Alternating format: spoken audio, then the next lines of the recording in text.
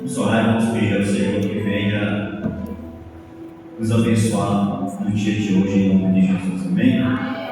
Que o Senhor possa nos abençoar, que o Senhor possa nos dar vitória em nome de Jesus. Oremos. Pai querido, Deus santo e eterno, neste momento, nesta hora, quero apresentar neste momento, Senhor, as nossas vidas e o teu povo diante da tua presença nesta noite. Pai, que o Senhor venha estender as tuas mãos nesta hora, venha, Senhor, derramar, ó Deus, a tua graça e venha nos dar entendimento neste momento, que possamos passar e possamos transmitir a tua palavra e adquirir conhecimento e passar nessa noite ao teu povo. É o que nós pedimos em nome de Jesus. Quão glorioso cristão é pensares na cidade que não tem igual, onde os muros são de puro jaspe e as ruas de ouro e cristal. Pensa como será glorioso ver se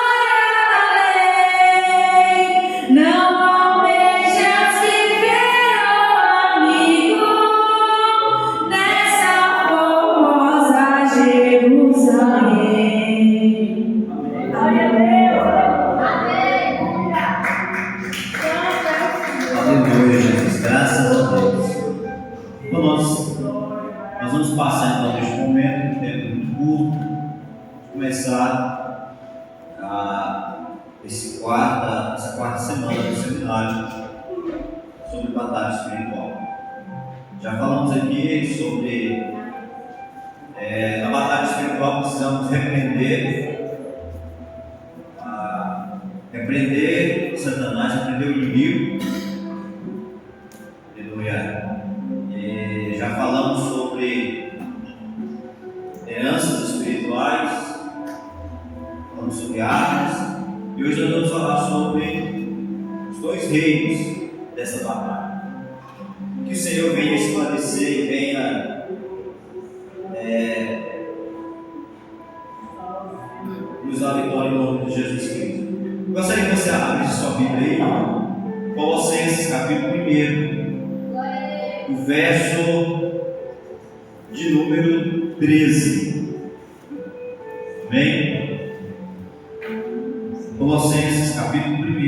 verso. Perdão, capítulo 1, verso 13. Se alguém puder ler para nós, por favor, Colossenses, capítulo 1, verso 13. Ele nos tirou da potestade, das trevas e nos transportou para o reino do Filho do seu amor. Aleluia. Alguém tem a tradução aí? Ele nos tirou do reino das trevas. Tem alguém que tem essa tradução aí? Pois ele nos resgatou do domínio das trevas e nos transportou para o reino do seu Filho amado, em quem temos a redenção, a saber, o perdão dos pecados. Amém. Tem mais alguma tradução diferente aí? Tem mais alguém com uma tradução diferente? Colossenses, capítulo 1, verso 13.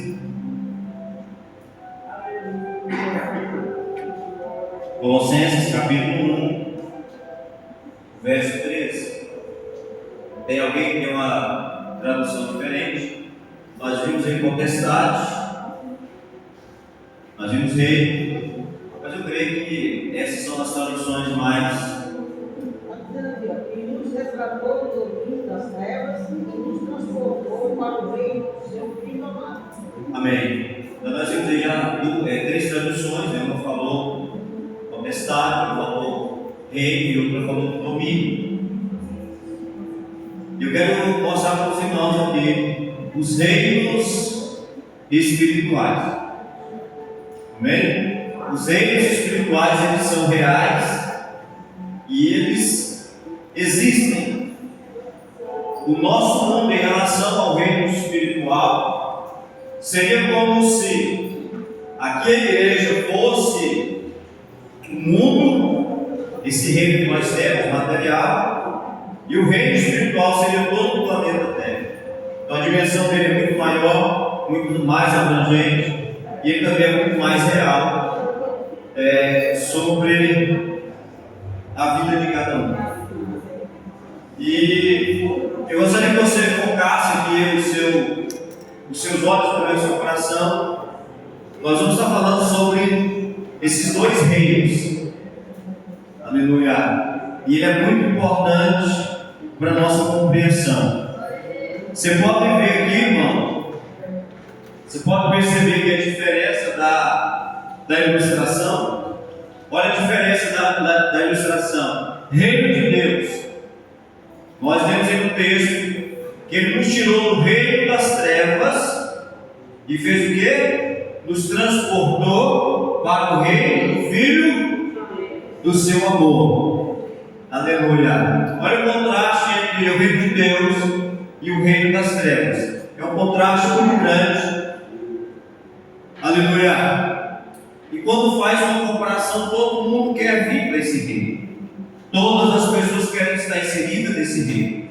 Você vai no velório, pode ser de qualquer pessoa, qualquer ser humano, e lá é falado: olha, partiu, foi desse mundo e agora está nos braços do Senhor. Há uma concepção e desejo de cada coração, cada vida, cada mente, cada ser humano que passa nessa terra. A concepção dele é, aleluia, que ele quer ir para o reino de Deus.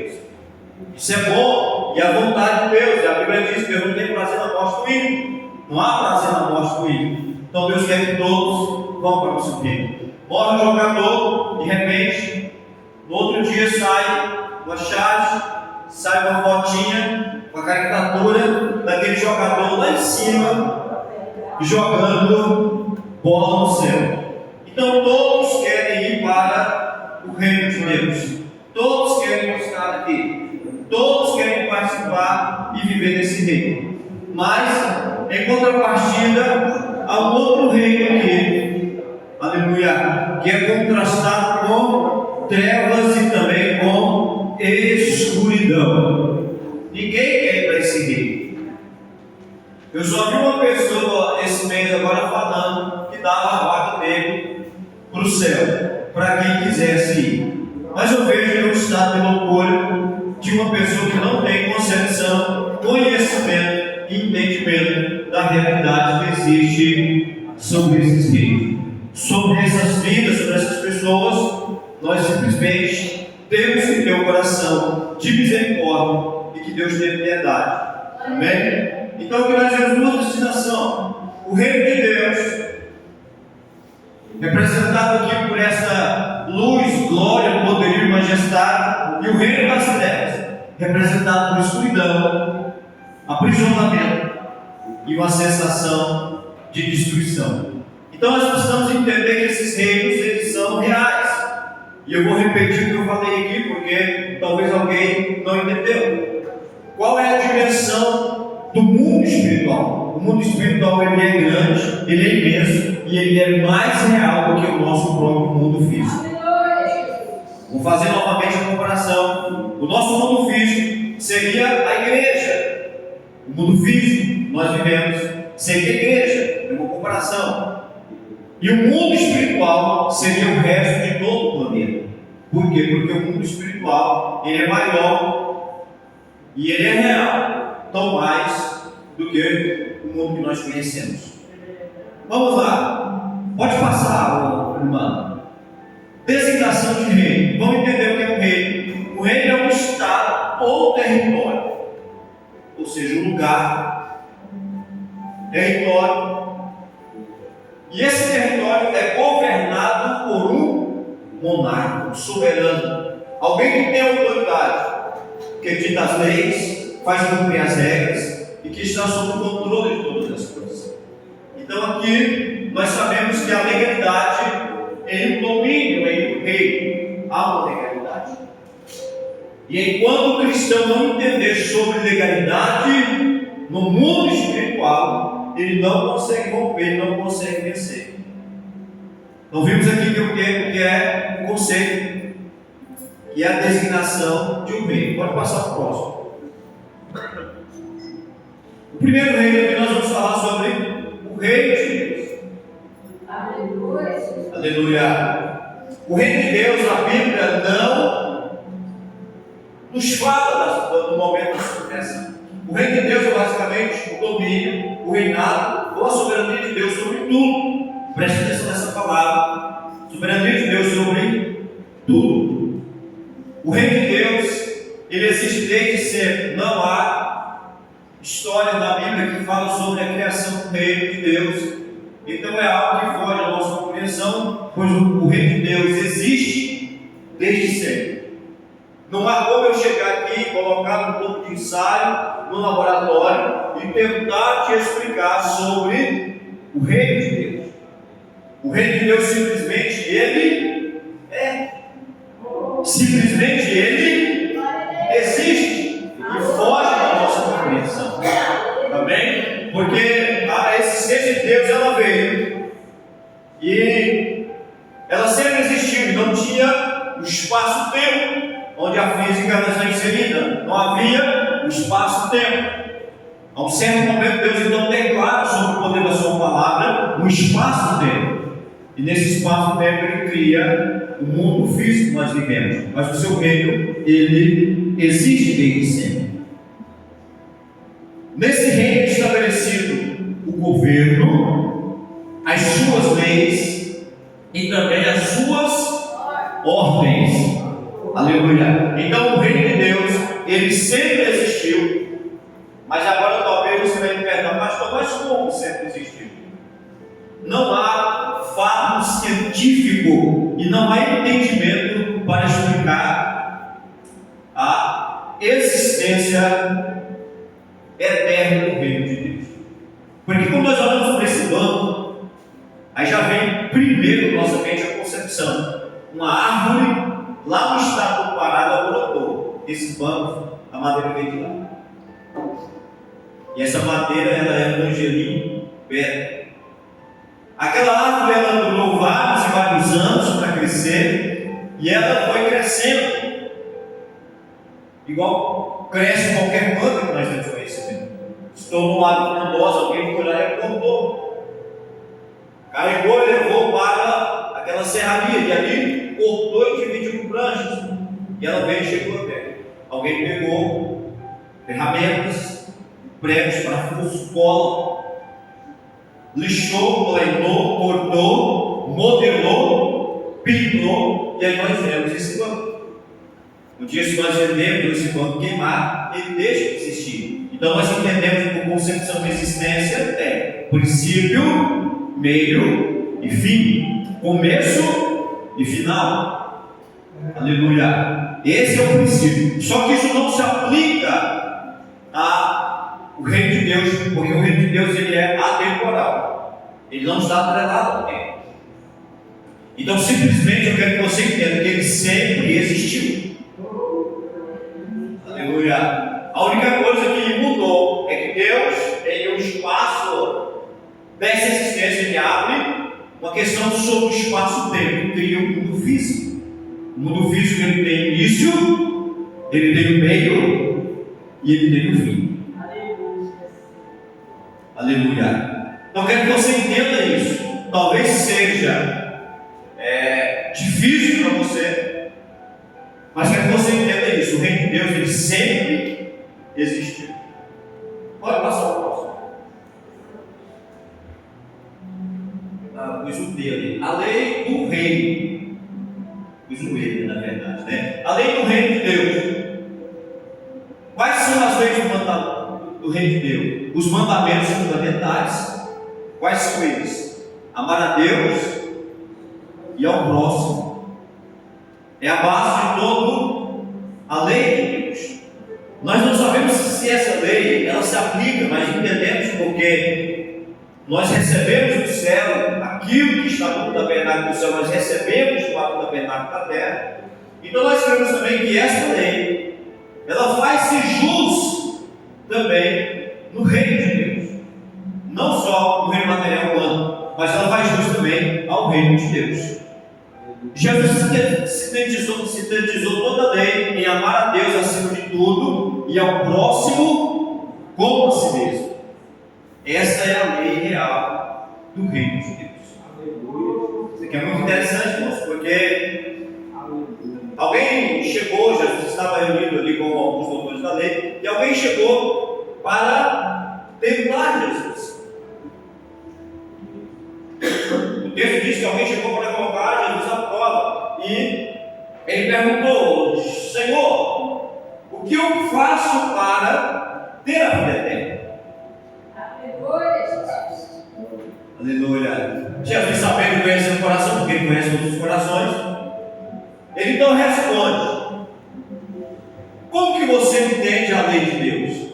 Ele então vai e fala, e a lei de Deus ela tem que estar no nosso coração. Ela tem que estar dentro da nossa alma. Por quê? Porque como nós fomos confrontados com uma infração, a lei de Deus ela tem que estar mudando o nosso coração. Amém? Eu não sei se você assistiu o depoimento daquela esposa daquele moço que foi assassinado nos Estados Unidos, Charlie Kirk. Acho que essa é a pronúncia. A pronúncia é essa. E aí aquela mulher chorando disse: olha, eu cristã, eu vou exercer agora aquilo que a Bíblia diz, por mais que me doa a esse homem, a esse jovem, eu o perdoo. Ali foi algo que comoveu todo o planeta Terra. Uma coisa que seria algo natural se torna algo excepcional, porque o cumprimento da lei de Deus ela é bonita ali na teoria, mas quando é aplicada na prática ela encontra uma grande diversidade. Aleluia. E aí Jesus então recebe a resposta daquele moço: olha, amar a Deus sobre todas as coisas e o próximo foi te mesmo. E ele diz: olha, então você não está longe do caminho do céu. E o cara não completou, ele continuou: e quem é o meu próximo? Quem é o meu próximo? E é uma pergunta que estamos fazendo: quem é o nosso próximo? Aí Jesus então propôs a parábola do bom samaritano. Como estava descendo para Jerusalém, vieram os ladrões, roubaram bateram e espancaram, deixaram ele na beira do caminho, quase morto. Na ocasião, daquele homem caído lá, precisando de cuidado, passou o sacerdote. O sacerdote é aquele que tem a obrigação de ouvir a queixa do povo e levá-la a Deus. O profeta é diferente, ele ouve a voz de Deus e transmite para o povo. O sacerdote não, ele era o representante da intermediação, tanto é que ele fazia a expiação, a oferta pelo pecado, ele recebia a oferta da nação de Israel e representava, então ele tinha a obrigação de socorrer. Mas a Bíblia diz que ele vendo como naquela situação fez o quê? Passou de lado. Disse: olha, esse problema é meu, vou correr, porque talvez eu possa ser o próximo ser assaltado por resguardamento. E Jesus continua a história e diz: olha, também na ocasião, após passar o sacerdote, veio ali o levita. E quando ele vê, aleluia, aquele homem naquela condição, ele faz a mesma coisa, ele passa direto. Aí vem o terceiro personagem, deixa um homem, ele era um samaritano. O samaritano, os irmãos sabem, no tempo de Jesus era o residente, o resquício que ficou do Reino do Norte. Ele havia caído em 1700 a.C., 722, o Reino do Norte caiu, que era Israel, a capital Samaria. Mas ficou aquela miscigenação de pessoas. E ali então sobrou aquele povo que era o samaritano. E eles tinham uma rixa tremenda contra os judeus. Era como se fosse hoje um judeu e um extremista palestino. Não se dava de jeito nenhum. Só que a Bíblia diz que quando ele passou, viu aquele homem naquela condição, o que ele fez? Ele teve compaixão daquele homem. Ele tratou das suas feridas, colocou o azeite nas suas feridas, deu a ele os primeiros cuidados, levou para a estalagem, colocou ele naquele lugar e disse ao hospedeiro: olha, cuide dele, e se faltar algum dinheiro quando eu vier, eu vou lhe pagar o que faltou. Aí Jesus olha para aquele homem e diz: quem foi o próximo daquele que caiu na mão dos salteadores? Ele falou: olha, ele usou de misericórdia. Então vai e proceda da mesma maneira. Então o próximo é quem está perto de você e que precisa de misericórdia. Então são as bases da lei do reino de Deus. E essa lei ela precisa ser aplicada em cada vida, em cada coração, em cada um que quer fazer parte desse reino. Por outro lado, se nós não quisermos fazer parte desse reino, aleluia, não há necessidade de cumprir essa lei. É muito simples, muito fácil, e não tem outro tipo de necessidade aquele que não quer cumprir essa lei. Pode passar o próximo. Características práticas da lei desse reino, olhando do reino de Deus: justiça, misericórdia e fé. Se o cristão não tiver isso na sua vida, se não tiver justiça, não tiver misericórdia, não tiver fé, ele não está cumprindo a justiça da lei de Deus. Para entrar no reino de Deus é fundamental praticar a justiça, ter misericórdia e viver pela fé. É tão simples, e por ser tão simples, nós achamos que não é desse jeito. Quando a Bíblia diz: olha, aquele que pedindo alguma coisa, crendo que já o recebeu, assim será. É tão simples essa circunstância que a gente acha que não vai acontecer nada. Porque nós queremos que Deus nos responda quando nós oramos, que Deus nos responda, estrala o céu, os anjos batem as asas, a gente sente um vento no ano, acontece um terremoto, alguma coisa abala, para a gente entender que Deus está falando conosco. Não, e a Bíblia diz que nós cremos pela fé. Há momentos que você faz uma oração e parece que aquela oração não subiu nem o teto, mas você fez com fé. E aquela oração, ela passou esse teto, ela pegou o universo e foi até o trono da graça de Deus. E lá ela foi depositada dentro, aleluia, do altar, do incenso, onde estão as orações dos santos sobre a face da terra. Aleluia. Mudança de mentalidade são as características e também a prática. Mudança de mentalidade. O arrependimento é um convite para mudar a forma de pensar e agir, buscando uma conduta diferente de todo mundo. Fé com base, a fé reprova a acepção de pessoas e conduz a um amor natural e espontâneo quando vive em um relacionamento com Deus. Viver a palavra de Jesus. Construir a vida sobre a rocha significa praticar a palavra de Jesus, o que proporciona uma base sólida para resistir às adversidades. Então eu estou aqui sintetizando, porque tem várias coisas e meu tempo não permite eu entrar em cada detalhe sobre o reino de Deus, mas isso aqui é a síntese daquilo que é o reino de Deus. Então, primeiro que nós entendemos está a existência do reino de Deus. Não havia outro reino a não ser o reino de Deus. Dentro desse reino, Deus criou todas as coisas. Ele criou seres que ali vivem nesse reino. Ele criou anjos, ele criou arcanjos, ele criou querubins. E os céus viviam em amor. Não há um entendimento do que é a população celeste. Nós não sabemos a quantidade de seres que habitam o reino de Deus. Mas a Bíblia diz que é milhões de milhões e milhares de milhares. Então, um reino só, o primeiro reino, o reino espiritual, o único que existia é o reino de Deus. Não há uma concepção, não há um entendimento teológico porque a criação do mal e o porquê a criação do pecado. O único momento que nós vamos entender essa concepção vai ser o momento em que nós sairmos desse espaço dentro que nós estamos e ingressarmos novamente no reino espiritual. Aí nós vamos ter entendimento do porquê e quais as condições que foram criadas no próprio céu, um reino que ele concorre até os dias de hoje com o reino espiritual.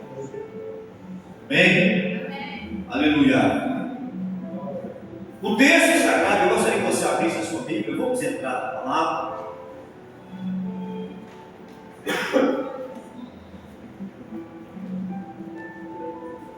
Livro do profeta Isaías, o capítulo de número 14. Nós falamos do reino de Deus.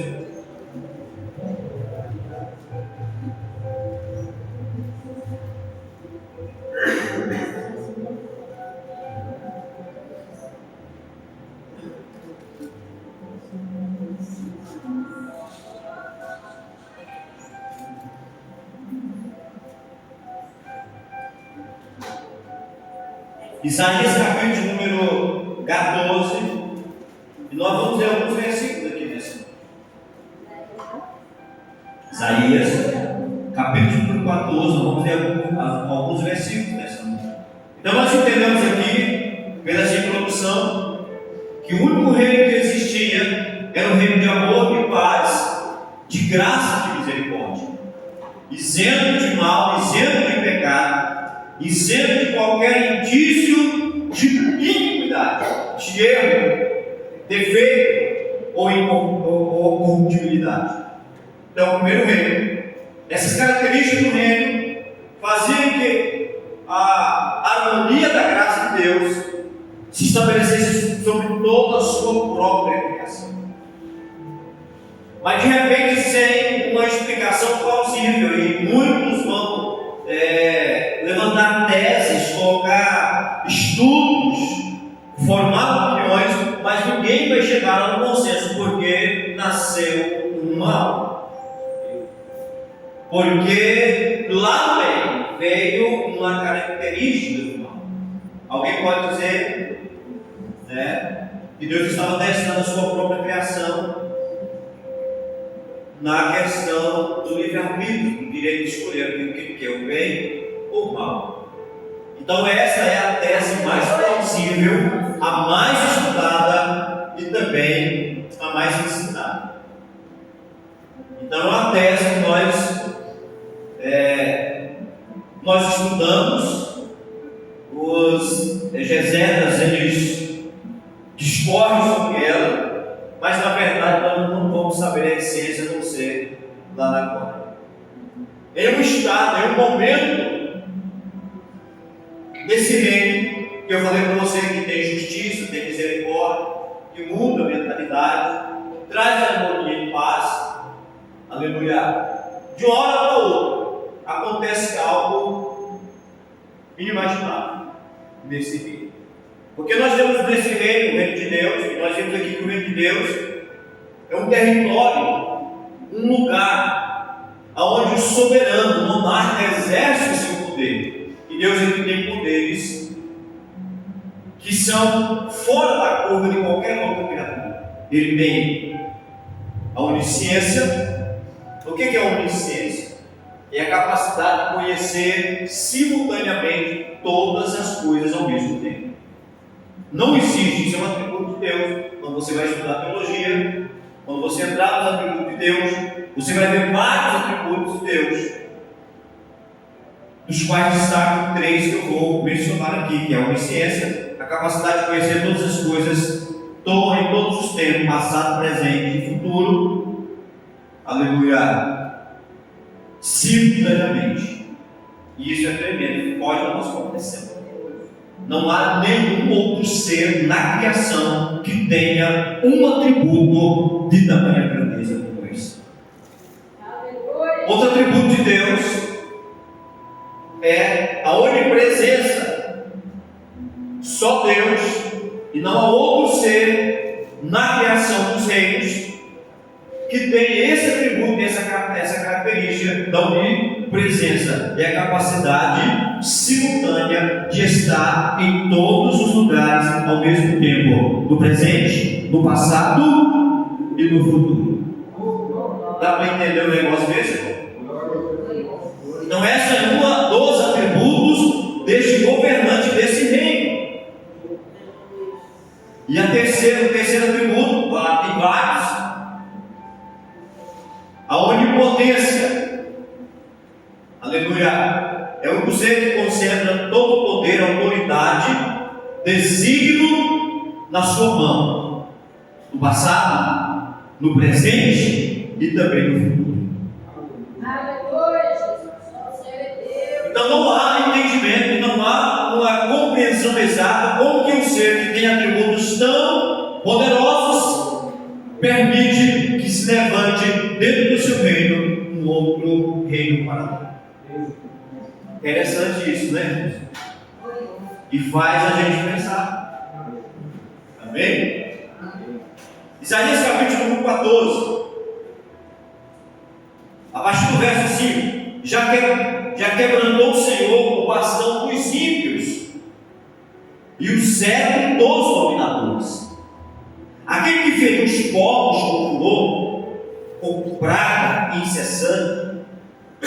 O que o ímpio dominava as nações, agora é perseguido sem que alguém o possa impedir.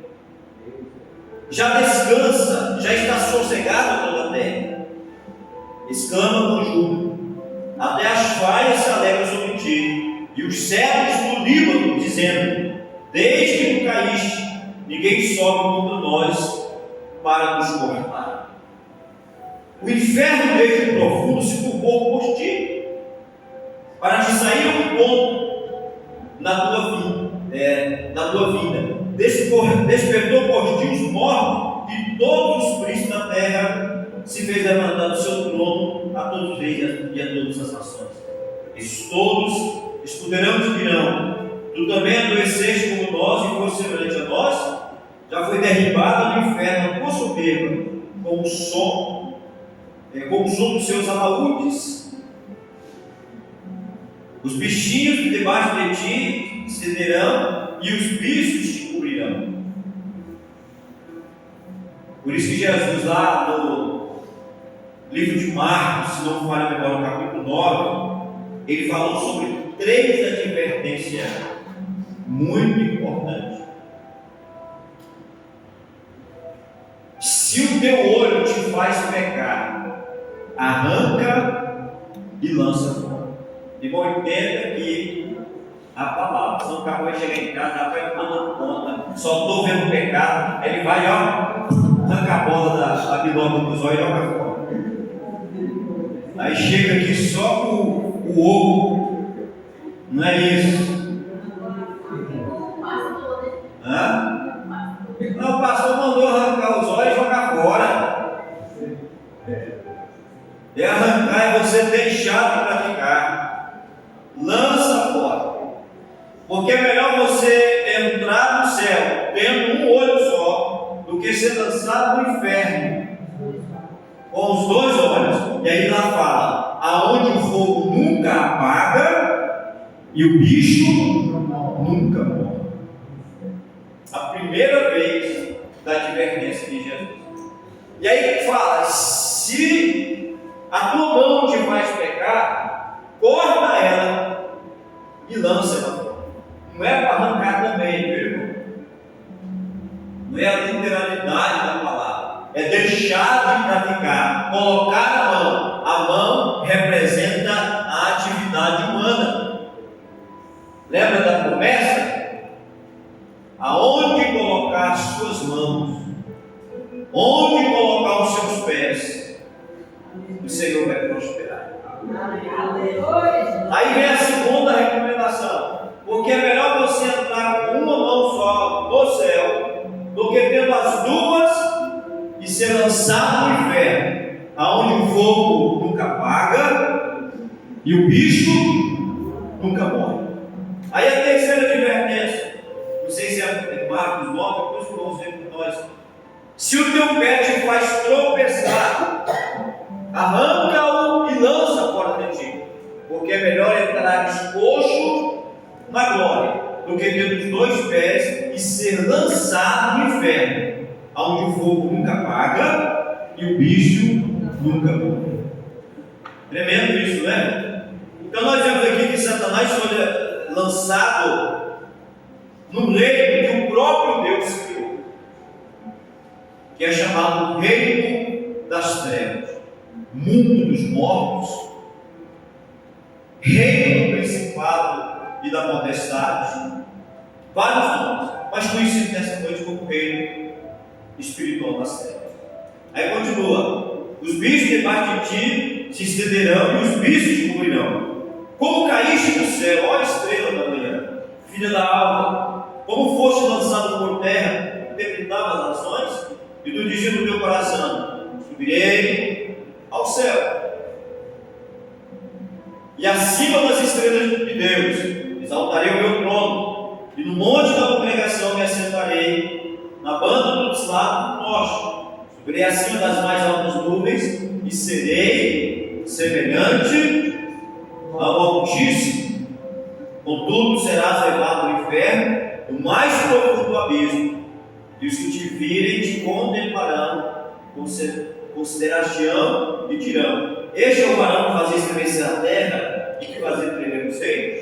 Então nós vemos aqui uma das passagens que fala sobre a queda de Satanás.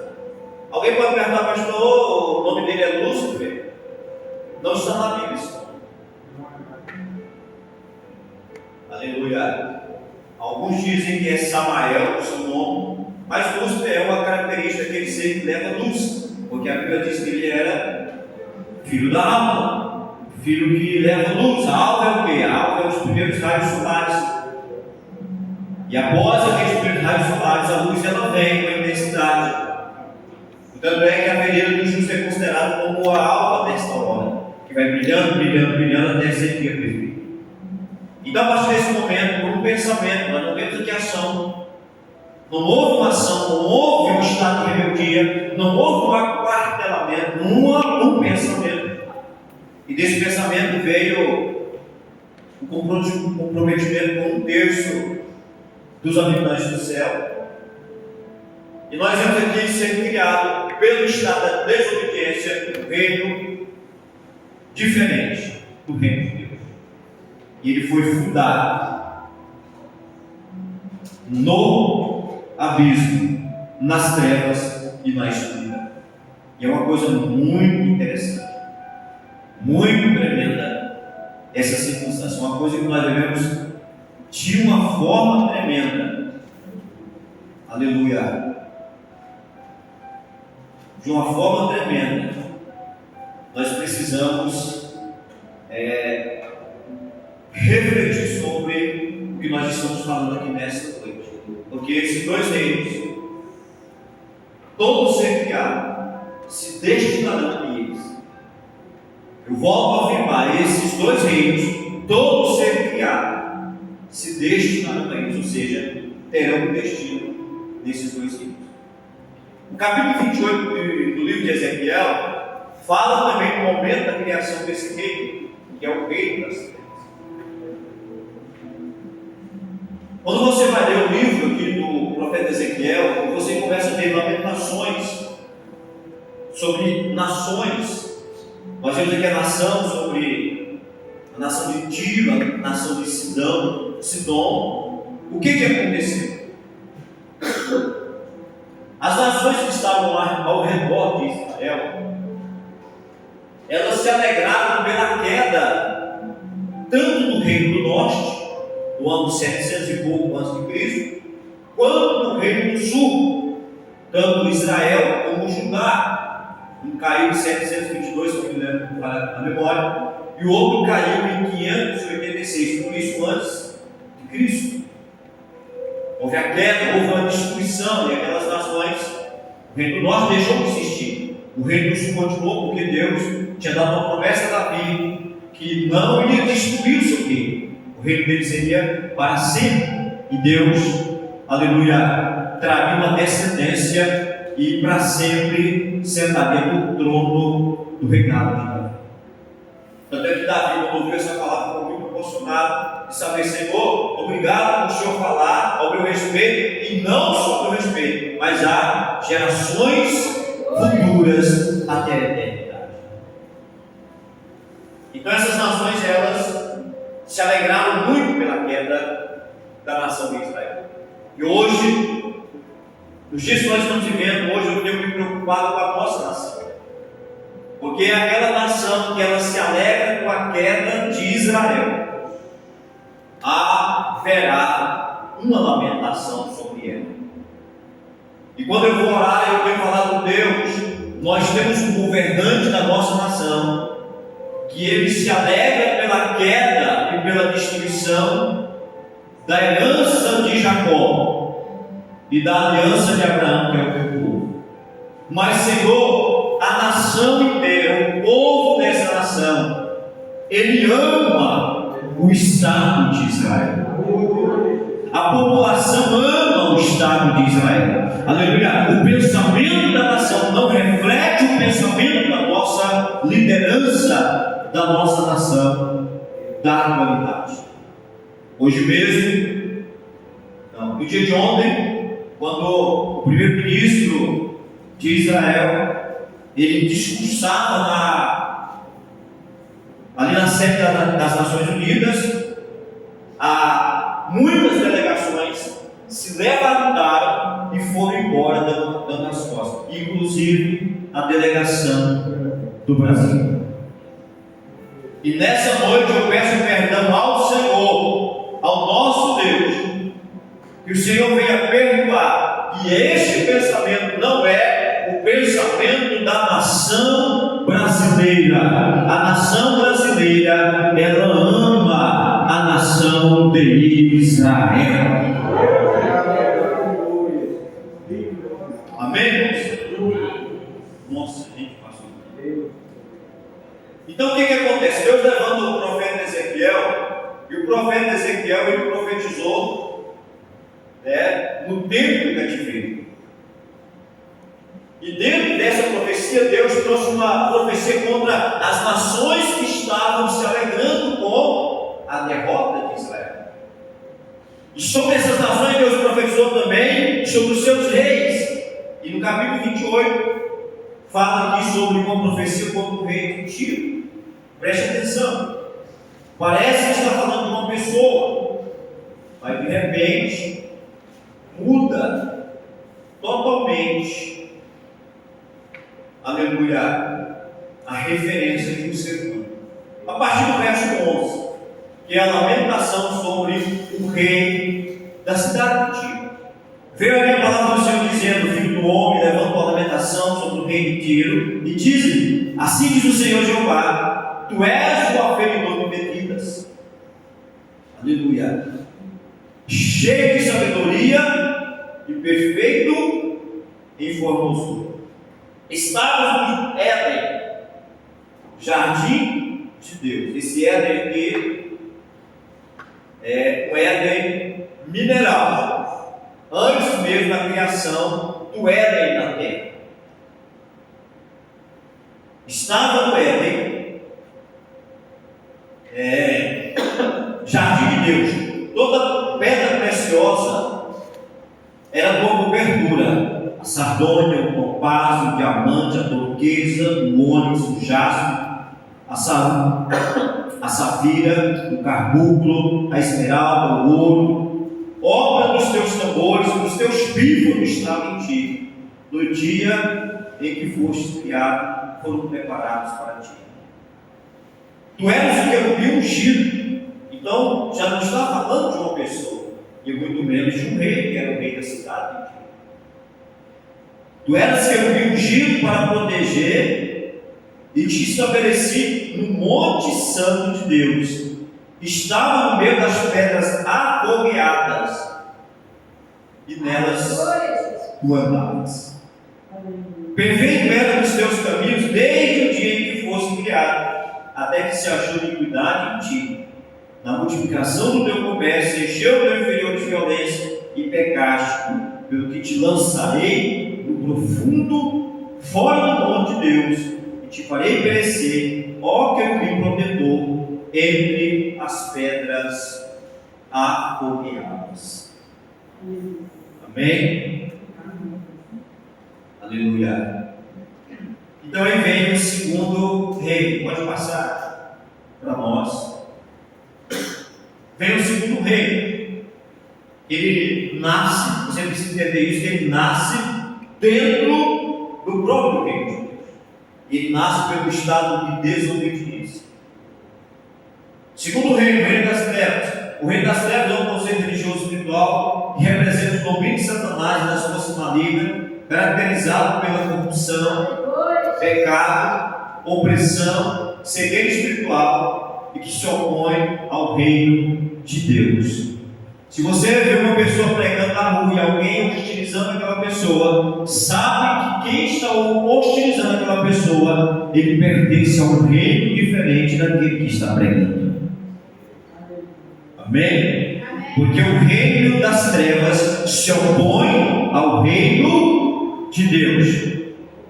Aleluia. Quando a lei de Deus manda você amar o seu irmão, quando a lei de Deus manda você não ter a usura no teu coração, a mentira, quando a lei de Deus, o seu reino, manda que você abstenha da prostituição, do pecado, e vem outra lei, outra palavra que diz que aquilo ali não tem problema, que você pode praticar, é um reino que se opõe ao reino de Deus. Isso tem que ficar muito bem claro dentro do seu coração. E nós sabemos que todo homem, todo ser humano, ele pode ter o mesmo estado de negação, mas lá dentro do seu interior, ele sabe que só existe a dualidade, que é o bem e o mal. Aleluia!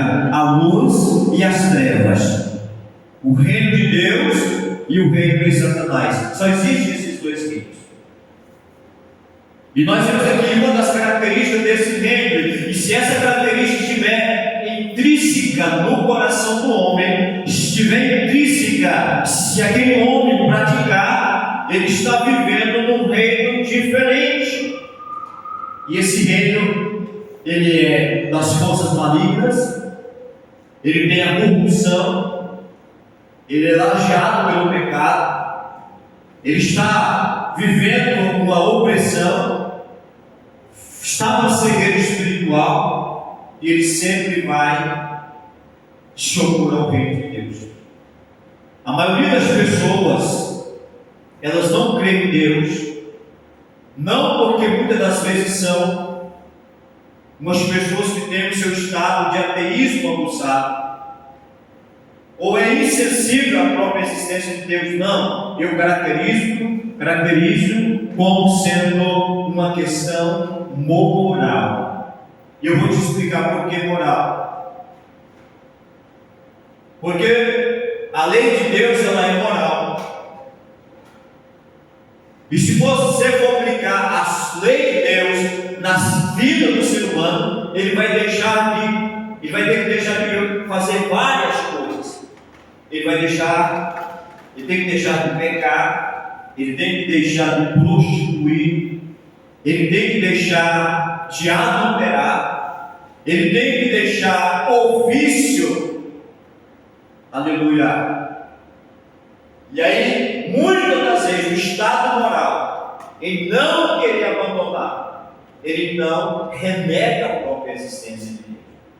Porque no estado intelectual, no seu pensamento, o simples fato de Deus não existir, não haver uma força maior, ele está isento de toda culpa e de todo julgo que talvez alguém queira jogar sobre os seus ombros, lhe colocando uma responsabilidade.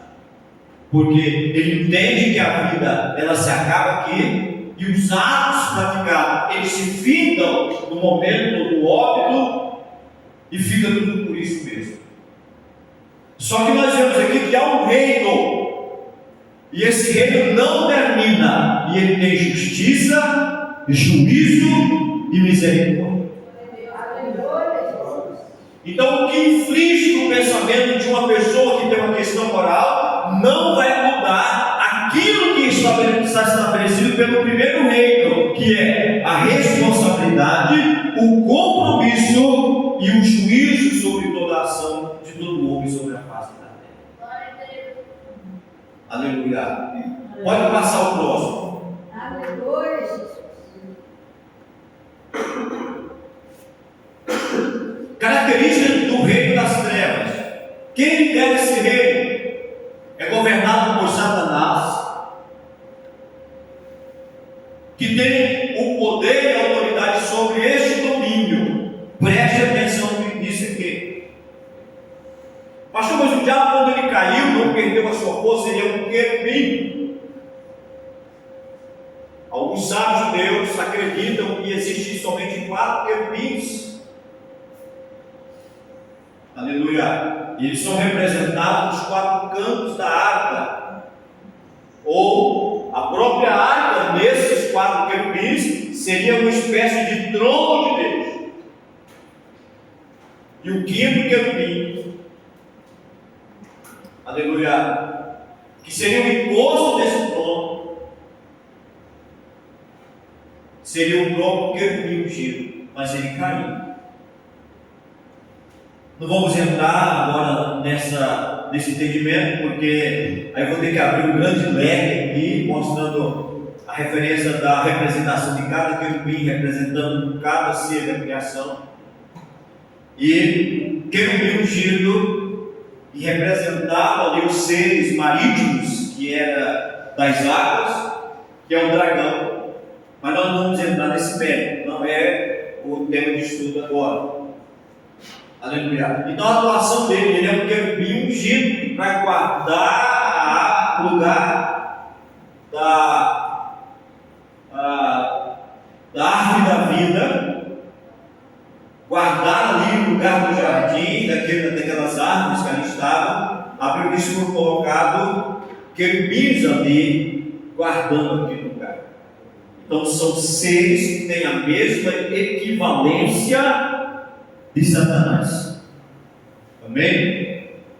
O diabo seria como aquela pessoa que ingressa na força militar, e aí ele estuda, ele vai para os comandos especiais, ele é treinado, ele é avalizado, ele vai para as forças especiais daquele comando de exército, ele se torna top, elite. Mas aí um dia o que acontece? ele comete um delito, ele é expulso daquela corporação e ele vai viver no crime. Agora ele é parte do crime organizado. Agora imagine uma pessoa que tem estudo, qualificação, que foi ensinado a ele táticas de guerrilhas especiais. Agora no mundo do crime, já pensou? Assim é Satanás. Ele aprendeu, ele recebeu, foi ungido, e quando ele caiu, Deus não tirou o seu poder. Isso é tremendo, né, irmãos? E ele governa o mundo das trevas. Qual a sua atuação? Age encoberta e escura, buscando enganar as pessoas e levando a situações de opressão e escravidão. Olha os objetivos do reino das trevas. E tem gente que cultua, tem gente que é satanista, declarado filhos das trevas. Tudo bem, cada um escolhe.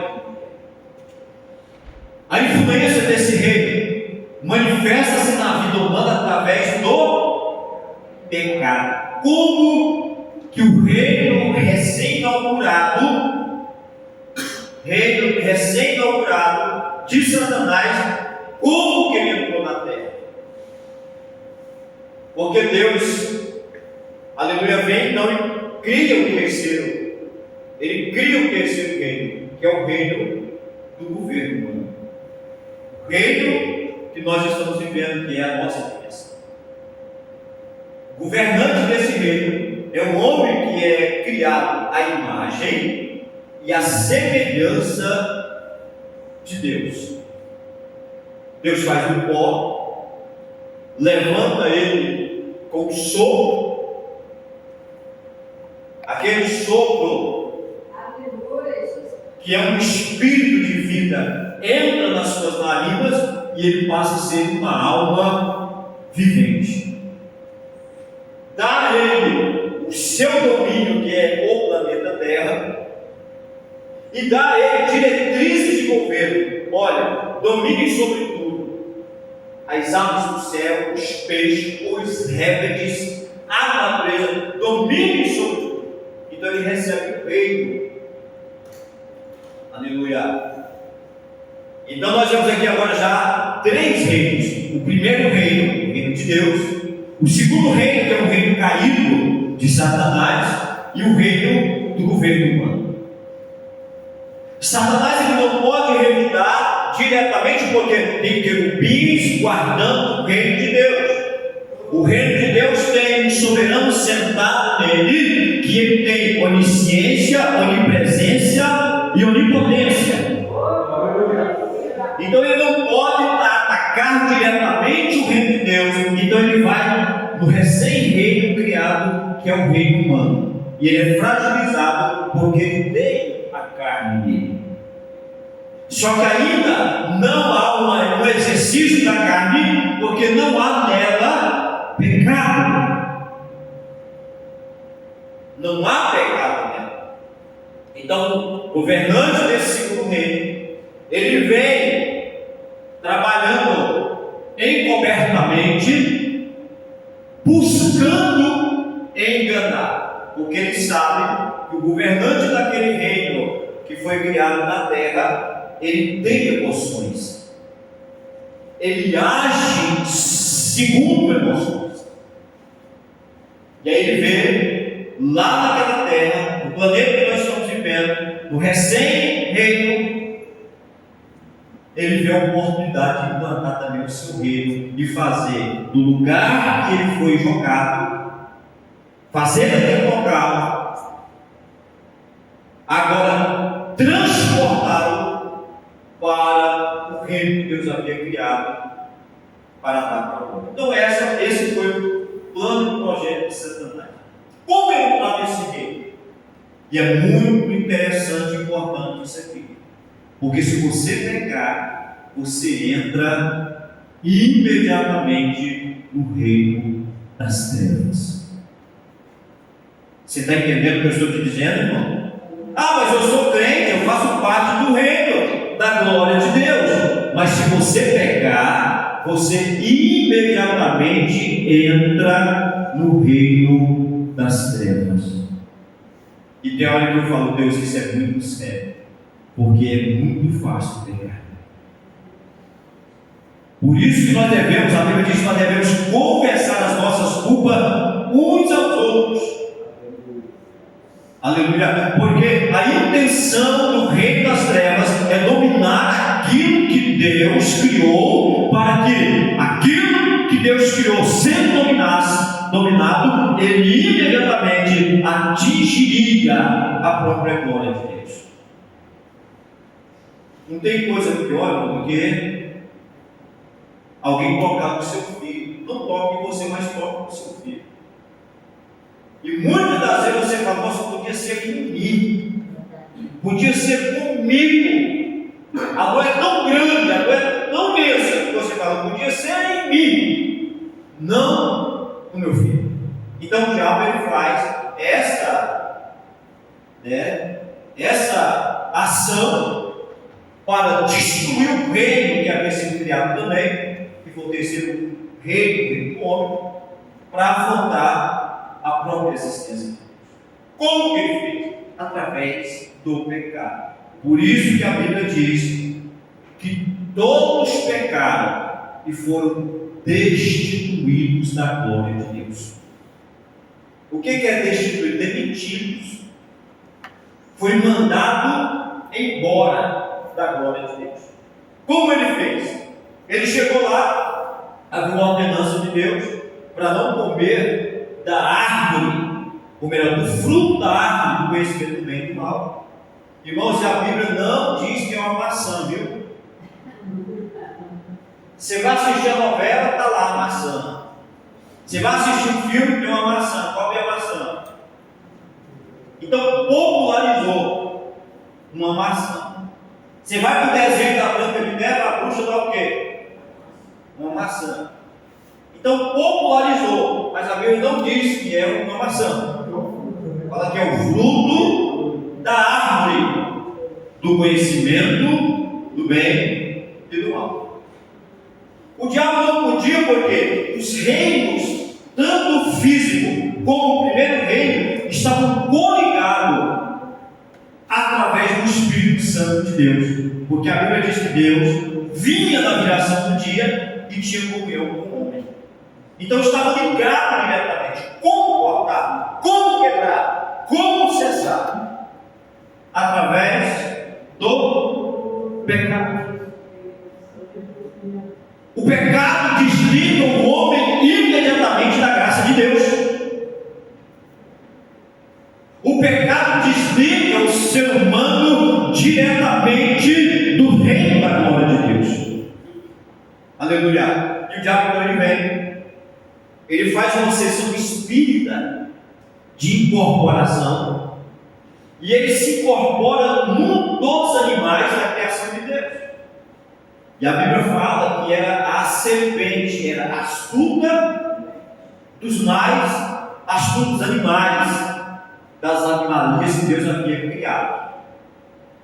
E aí então, no meio do mato, no meio daquela selva, uma cobra, irmão, se fosse eu, imagine você, irmã, no meio da selva, aí chega uma cobra lá e fala: oi, irmã, oi, querida. Porque a Eva já estava rodando o pé. A Eva já estava rodando lá o pé do fruto. E há um texto que diz: e ela viu que o fruto era bom, e ele era desejável para se comer. A boca, irmão, cuidado, irmão, o que você come? Cuidado, irmão. Você pensa que é só Deus que mata?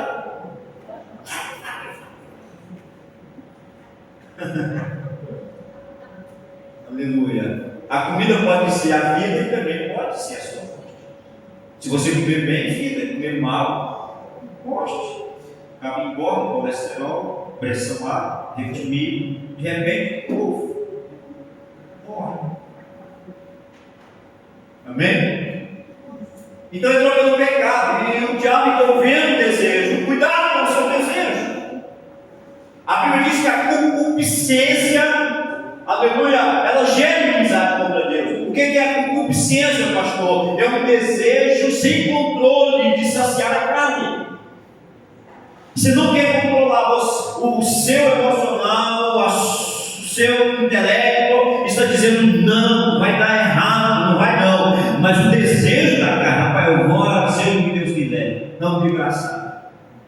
Aí quando você está lá no bem bom, é bom, mas de repente quando termina, quando o pecado termina, irmão, ele gera uma sensação tremenda de vazio, de crise existencial e de por que você fez e praticou aquilo que não te trouxe resultado de alegria.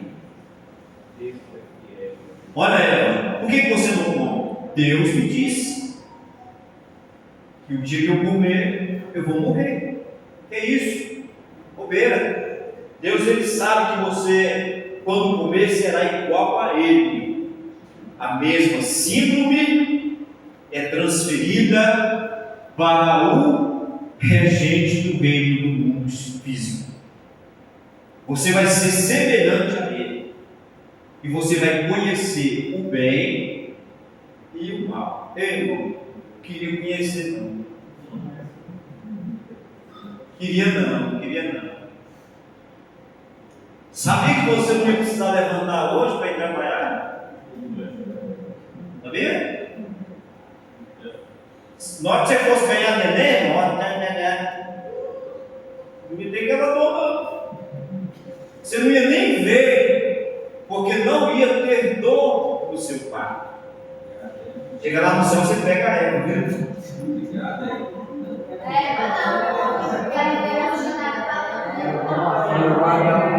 Pega ela lá, viu? Entende?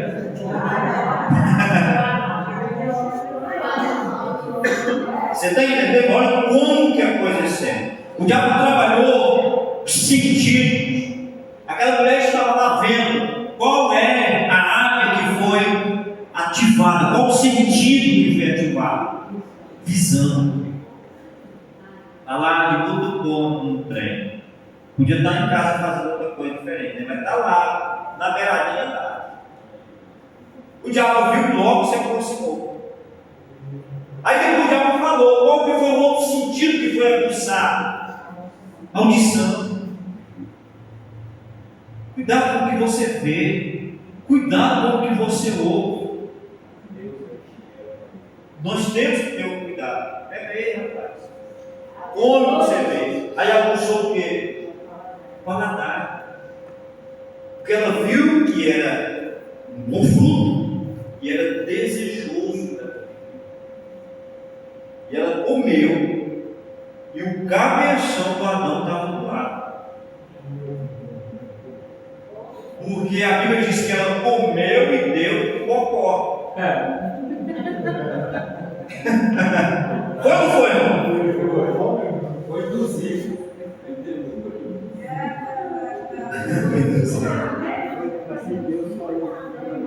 Só que Deus chega aí, pronto, virou a bagaceira toda, irmão. Ali começa a guerra dos sexos. Sabia? Começa ali, ninguém queria assumir o B.O. Aí o diabo viu que tinha feito o negócio, ó, deu linha na pipa. Foi embora. Cobra não falava mais. Aí chega Deus na viração do dia, Adão, cadê tu, Adão? E Adão escondido atrás da moita. Imagine a obra. Corre, esconde aqui, vem. Onde você está, Adão? Aqui atrás da moita, Senhor. O que você está fazendo aí? Peladão. Não, é engraçado. Seria cômico. Não seria trágico se não fosse cômico. Você acha bom, Zé? Mas nós estamos indo na nossa própria má sorte, viu? Ai, Jesus, misericórdia. Não, mas está na Bíblia. Eu estou nu. Pela Adão a gente vai ficar nu. Estou nu, Senhor. E quem te mostrou que você está nu? Comeste? Aí o que o Adão faz? Jesus, eu não vou ser cagueta, não, mas a mulher que só me deu aqui, pelo amor de Deus, que peso foi esse, Jesus? Isso aqui é tribula. Mas o dia que chegou lá e ia tirar o olho, ele foi polvoroso, né? Esse é osso do meu osso, carne da minha carne. Igual diz o pastor Galdo Duarte. E a vida dele foi polvoroso. Agora está falando que a mulher é culpada. Mas cada um tem a sua responsabilidade. Viu, irmão? Adão foi o mais culpado. Mais culpado foi Adão, porque ele é o sacerdote da casa. Ele deixou a mulher lá sozinha. Ficou sozinha lá a mulher. Aí a cobra falou, pô, nela. Pensou, olha só, se viu um Satanás para falar com Adão, ele não soube o Satanás para lá, Satanás, cobra maldito. Mas ele está olhando para a mulher dele, rapaz. A mulher não tinha colesterol, gordura, não tinha, irmão, era violão. Não tinha dependente, não tinha briga, não tinha nada, não tinha DR, não tinha nada. Olhando para aquela paixão dele, como aqui, Adão, ele ficou enfeitiçado. Você acha que o diabo é bobo, irmão? Vai chegar lá, como aqui, Adão, ele vai e esmaga a cabeça. Mas ele foi na mulher, porque a Bíblia diz que a mulher, ela é frágil, na fragilidade em relação ao homem, porque a mulher foi feita para ser protegida. É isso que a Bíblia está dizendo. E ali então começa o quê? Entra o pecado. E aquela pessoa que pecou, ela passa a fazer parte do reino das trevas. Por isso que Deus falou, olha, o dia que você comer, você vai morrer. Porque a morte é sair do reino da luz e ingressar no reino das trevas. Então a pessoa ela vai ser condenada, por quê? Porque ela rejeitou a graça de Deus para livrar ele da condenação, que é a salvação de Cristo. A manifesta através do pecado, da busca dos recursos materiais, por relacionais, por meios ilícitos e da influência de demônios que se aproveitam da legalidade do pecado. Então, o pecado feio, pode ter certeza que vai ter um demônio na sua cola. Pode ter certeza. E esse demônio vem com a procuração para te destruir. Oposição ao reino representa um conflito espiritual com o reino de Deus, que é eterno e se caracteriza pela luz e justiça. Passa o próximo para terminar. O que mantém as pessoas no reino das trevas? O pecado. Sempre o pecado. O que é o pecado? É errar o alvo. O alvo é a santidade. O alvo é a vivência com Deus. O alvo é o reino primeiro, que é o reino de Deus. E o homem vai e comete outra coisa, faz outra coisa, cumpre o desejo da sua própria carne. Ele está errando o que Deus estabeleceu. Concede aos demônios a legalidade para tornar a vida das pessoas conforme explica. A idolatria é proibido direcionar a adoração, né, que mantém as pessoas no meio das trevas. Segundo, idolatria é proibido direcionar a adoração para outras coisas além de Deus, como o Estado, governo, governantes, pois o reino de Deus não é terreno, mas é eterno. Outra coisa que mantém também a pessoa no reino das trevas são pactos. Fazer pactos para conseguir bens materiais ou relacionais, onde pode envolver rituais de sangue e pode abrir portas para a doação do mal. Uma vez eu vi um ratinho. O cara estava lá, ratinho, não estou conseguindo falar com Satanás, eu vim aqui no seu programa. Eu me ligo, o que é isso? Esse cara para cá não. O que você quer? Então eu quero fazer um pacto com Satanás para ficar rico.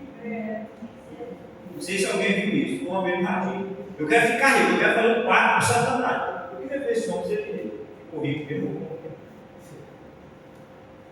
Então, essas coisas mantêm as pessoas no reino das trevas. E agora vamos concluir. Próximo, conclusão.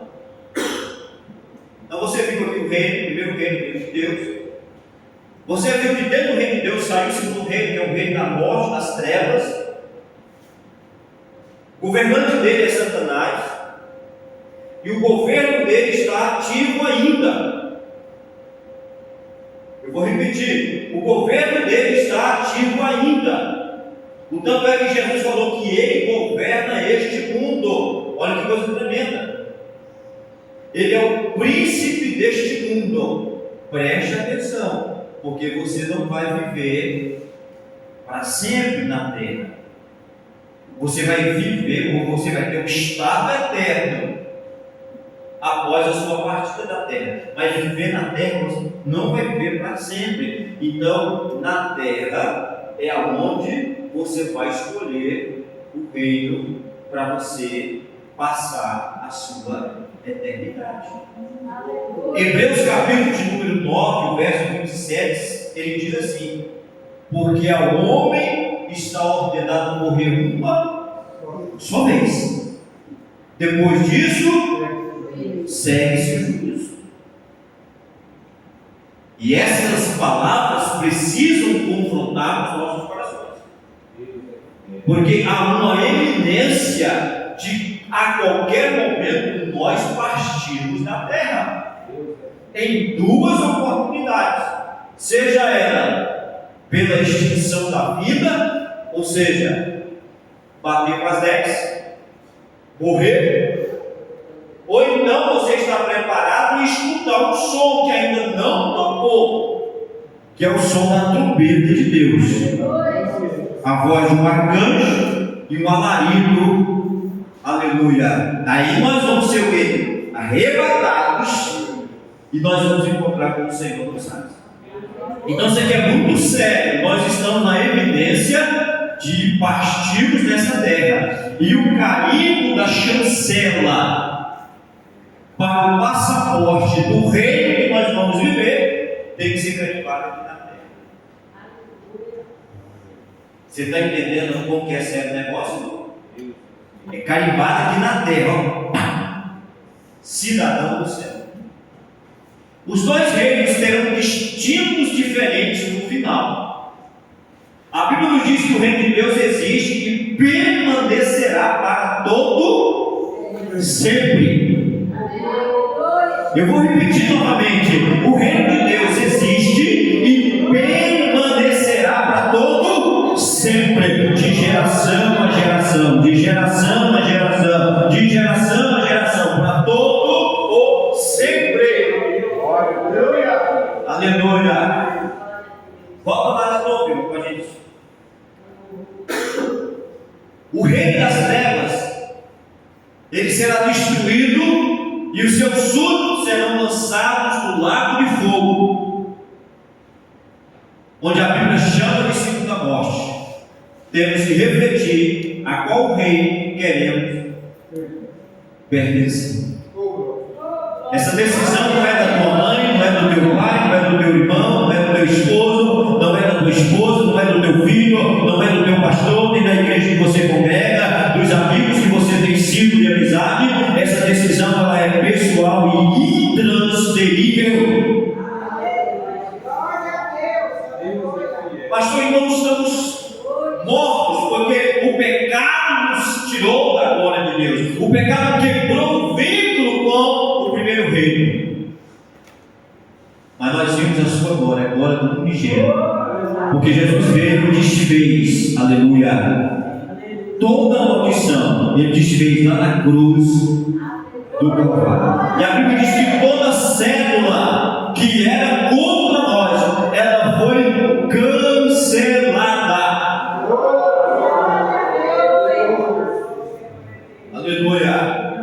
Preste atenção.